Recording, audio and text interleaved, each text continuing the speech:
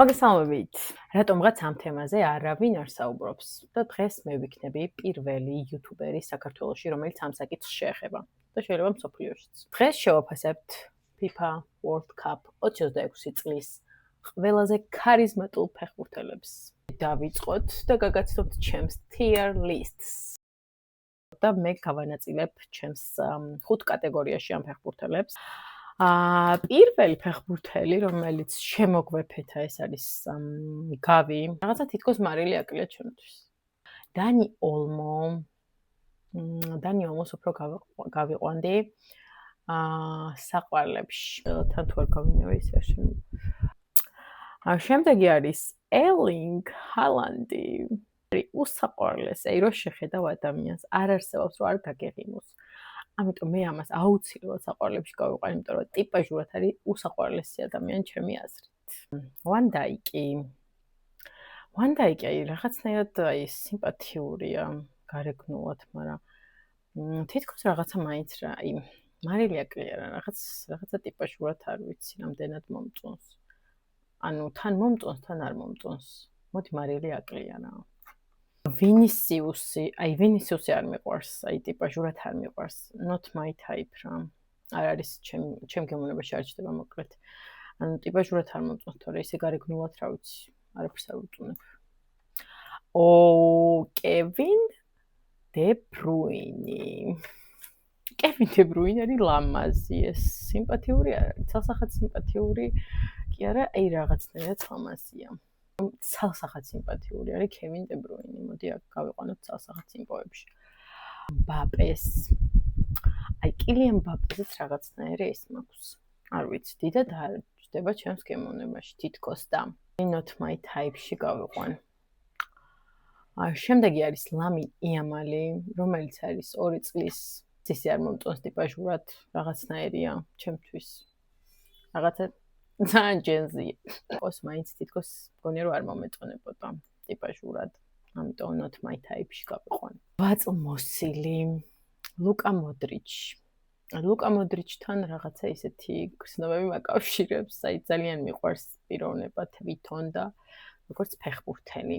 ჩემთვის არის სიმპათიური და მოდი გავიყვან ცალსახად სიმპათიურებში, იმიტომ ასევე მეგობრებო, სანამ მახსოვს, გამოიწერეთ ჩემი არხი თუ მოგწონთ, მინდა რომ 1000-მდე ავიდე როგორ გაცილებს აპრილის ბოლოს, ამიტომ აუცილებლად გამოიწერეთ ჩემი არხი.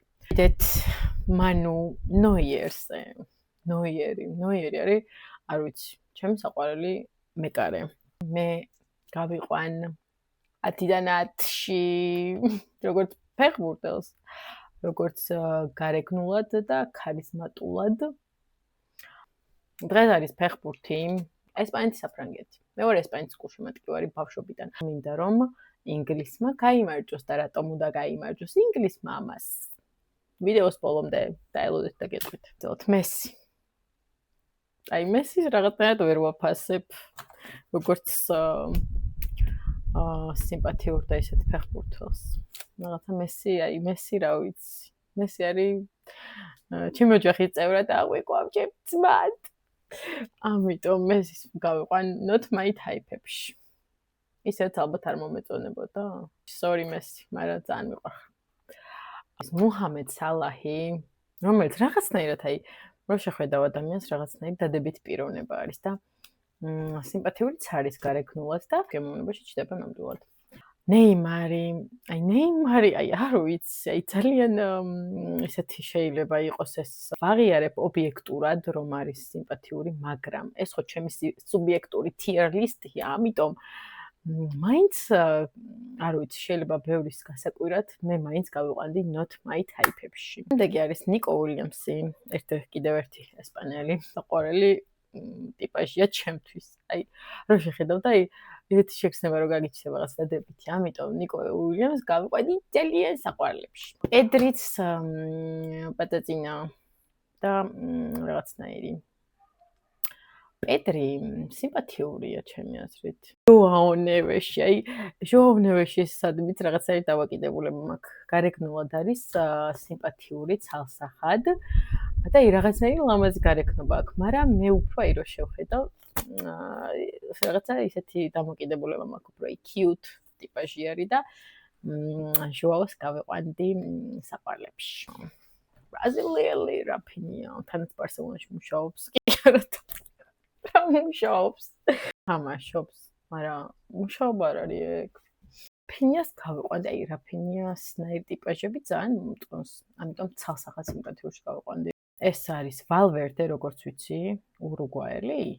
ფედერიკო ვალვერდე ნამდვილად ცალსახად სიმპათიურია. ვერაფერს ვერ ვუწუნებ. რა თქმა უნდა, ძალიან ბევრი სხვა ფეხბურთელიც არის World Cup-ზე, რომელიც არის შესაყვანი ამ ლისტში, მაგრამ ვეცადე რომ თან ნაცნობები ამერჩია, თან უფრო ჩემთვის მარტივად შესაძლებელი იქნებოდა ეს რაოდენობა. და თუ ვინმე ისეთი გამომრჩა, რომელიც არ უნდა გამომრჩენოდა, აუცილებლად დამიწერეთ კომენტარებში და თქვენი 10-დან 10-იც დამიწერეთ. შემდეგი არის ფერან ტორესი, რომელიც ცალსახად სიმპათიურია. მაგრამ ფერნანდო ტორესს არ მირჩევნია. ფერნანდო ტორესი ჩემი ბავშვების სიყვარულია, რა გავაკეთო? ამიტომ ფერან ტორესი ცალსახად სიმპათიურებში გავიყვანოთ. 10-დანაც ვერა, sorry. ჩაჰანოვლუ თურქი ფეხბურთელი არის და ამას გავიყვანდი. იცი რა, სიმპათიური მამაკაცია. ამიტომ ცალსახად სიმპათიურებში გავიყვანდი. ჯამალ მუსიალაც რაღაცნაირი ბავშვური და რაღაცნაირია. უფრო მარილი აკლია ჩემთვის. მარილი აკლია რა. ცოტა მოდექი რა. ჯუდ ბელინგემი. Hey Jude. აი ჯუდ, როგორ არ გაგიყვანო 10-დან 10-ში არ მესმის. აი გარეგნობის მიხედვით კი არა, ტიპაჟურად, ტიპი არის რაღაცნაირი ქარიზმატული, მართლა. ქარიზმატული აურა, ამიტომ ეს არ შემიძლია რომ არ გავიყვანო 10-დან 10-ში. არ მეკონა ესე გადავწყდებოდა, რაღაც ძალიან შემეცვალა გემოვნება ფეხბურთელების მიმართ. ალისონ ბეკერს ნამდვილად ცალსახად სიმპათიური მეკარე არის. მეკარები ზოგადად რაღაცნაირად კარგი პოზიციები არიან ფეხბურთში. ამიტომ ცალსახად სიმპათიურებში გავიყვანდი ალისონ ბეკერს. კრისტიანო რონალდო. კრისტიანო. მე გაფასებ ყველანაირად. როგორც ფეხბურთელს გაფასებ, როგორც მამას, როგორც ქმარს, ყველანაირად გაფასებ, მაგრამ თავიდან ბავშვობიდან ხო ვუყურებდი მესი რონალდოს, მაგრამ რაღაცნაირად არასდროს არ მიზიდავდა და არ მომწონდა. დირექტურად ჩემი ტიპაში ნამდვილად არ არის რონალდო. მე მაპატიეთ ყველა რონალდოს ფანმა და მოსიყვარულემ. ბრუნო ფერნანდეში არის ცალსახად სიმპათიური ფეხბურთელი. ამიტომ გავიყვან ცალსახად სიმპო კატეგორიაში.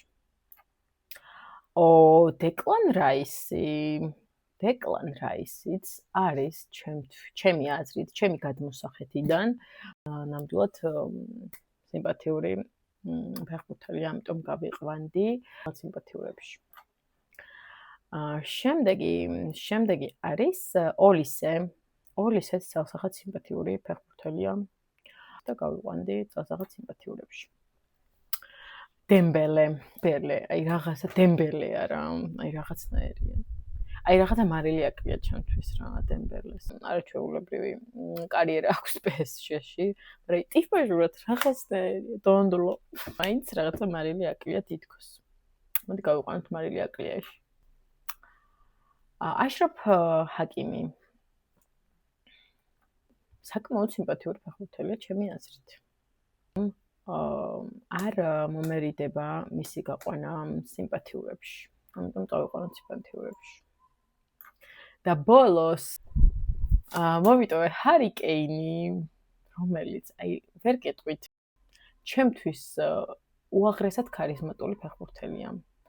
შეიძლება ცალსახად ვერ თქვათ, რომ გარეგნულად რაღაცა გადასარევია ან რაღაცის, მაგრამ ტიპაჟურად იმდენად ქარიზმატულია, რომ ჩემთვის 10-დან 10-ია. ჰარი კეინი, რატომღაც არ ვიცი, მეც არ ვიცი რატო შემეცვალა ესე ქემოვნება სიმართლე რომ გითხრათ. ასაკიც რაღაცა დაღვინებული, გარეგნულად რაღაცა ძალიან მკაცრი იერი, თან ბრიტანული აქცენტი და ძალიან 10-დან 10-ია ჩემთვის. ამ სოფლიოზე გაგიმხელთ რომ ინგლისს გულშემატკივრობ ჰარი კეინის გამო. მინდა რომ ამ ადამიანმა რაღაცა წარმატებას მიაღწიოს და რაღაც მოიგოს ოდესმე რომელიმე გუნდთან ერთად, ამიტომ ძალიან გულშემატკივრობ ჰარი კეინს და გავიყვან 10-დან 10 კატეგორიაში. აუცილებლად. და არც კი მოველოდი, რომ 100-დან 10-ში 3 ფეხბურთელი მეყოლებოდა და აქედან 2 ინგლისელი იქნებოდა. რაღაცა ძალიან მიყვარს ჩემი ეს რა თქმა უნდა, ზოგი ფეხბურთელი შევაფასე გარეგნობით და ზოგი შევაფასე როგორც ვიცოდი და ვიცნობდი რაღაც ტიპაჟურადაც და საბოლოო ჩემი tier list-ის წარმოისახება. რა თქმა უნდა, აქ ვინც არის ფეხბურთელი, ყველას მივიჩნევ, რომ არის ობიექტურად სიმპათიური ახალგაზრდა მამაკაცი, მაგრამ ეს კატეგორიები არის უფრო ჩემი სუბიექტური შეფასება. მაინც გეტყვით, რომ მეგობრებო, გარეგნობით არასდროს არ შეაფასოთ ადამიანი, თავარია გული. მხოლოდ 26 წლის World Cup-ის ფეხბურთელები მყავდა.